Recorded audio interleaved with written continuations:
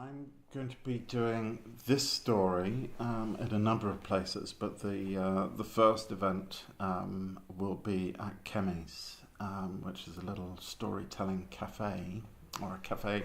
It's a cafe where we do storytelling suppers, and I'll be telling this story with music by Mikey Price, an incredible musician, at the beginning of October. Wow. So what are we going to hear today? Not the whole story? Not the whole story, because it's quite a long story, and if you want to hear that, then you have to come along and hear the whole story. So this is just the beginning of... Tease us today.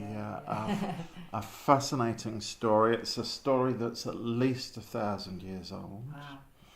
Wow. Was one of the old chansons de geste of the troubadours, so it would have been sung in verse for a long time, but it's turned into a story that is a traditional tale and that can be told, and it comes from Sicily originally. And how did you come across it? I first came across it in one of Andrew Lang's fairy books. I think it's the Yellow Fairy book. Not sure about that.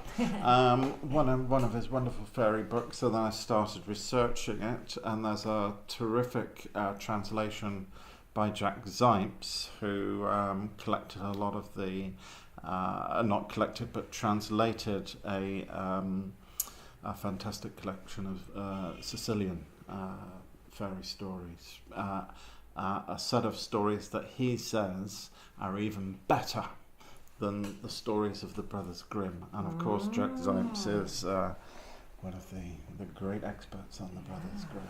So, okay then, so here we go. Okay. Right. So this is a story, and it is called How to Be a True Friend. Oh. Once there was a king and a queen, but this king and queen had no children. So one night, the queen sat down before a picture of St. James of Galicia, and she prayed to St. James, and she asked if she might have a child. And if she had a child, well, when that child became a man, then he would make the great pilgrimage. He would travel the Camino all the way, a long journey, well over a year just to get there. He would make that journey in Thanksgiving. And so it was that the Queen became pregnant, and a little baby boy was born. And this baby boy, well, he was so beautiful. Now, every mother says, looks at her baby boy and a baby child, and of course, they see the most beautiful baby in the world. But this boy, well, he brought laughter wherever he went, and everyone agreed. There was no fairer baby, and when he grew into a child, he just brought delight wherever he went. And so it was. He grew up, and he was a great student as well, learning all the classics, all the arts. But when he was 12, then his father died, leaving just the mother and the boy living alone in their small but very nicely formed palace. And as the boy grew older, as he grew towards being a man, the mother remembered the promise that she had made to St. James. And she realized she would have to let her boy go out into the world. And every day she thought about this, she became sadder and sadder, and she neglected to tell the boy about the promise she had made. And the boy noticed this, and he would do everything he could just to try and make his mother happy. One day he said, "Mother, I will go around all our estates, I will check that everything is in order, because I can see you're not happy. I can see you're worried. Maybe it's because you don't think we're looking after the kingdom well enough." And so he travelled all around the kingdom, and he came back and he said, "Mother, everything is as good as it could be. All our people are happy. The crops are growing well. Things could not be better in our kingdom." And the mother just went, "Oh, that's good." Burst into tears. And when the boy was 18, he said, "Mother, I now think it must be me that makes you unhappy. For whatever I do, I only see sorrow in your eyes. Maybe it would be better if I left." And his mother said, "But my son, my darling son, it is because I fear you going that I am unhappy." And she told him all about the oath, the promise that she had made to St. James of Galicia, that he would make this pilgrimage. "And my son, the journey will take you over a year. You will be gone for 2 years. 2 years? Is that all? Well, I must do it, and of course I will be back."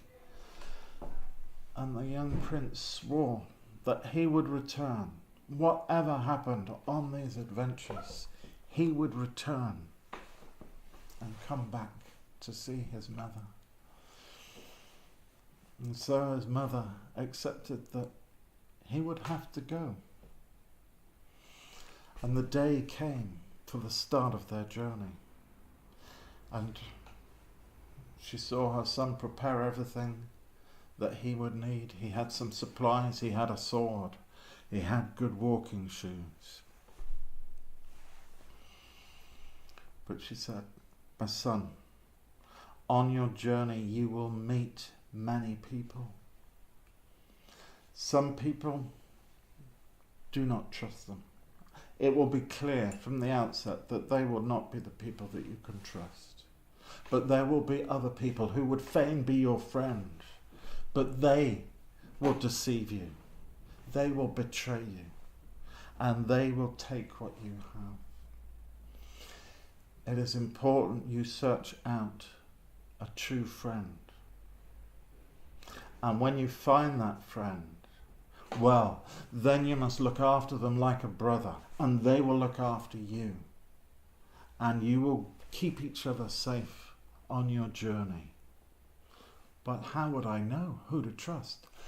I will tell you." And she took an apple. And she said, "If you meet somebody and you think they could be a good friend, a true friend, well then, take them for a meal in one of the taverns along the road.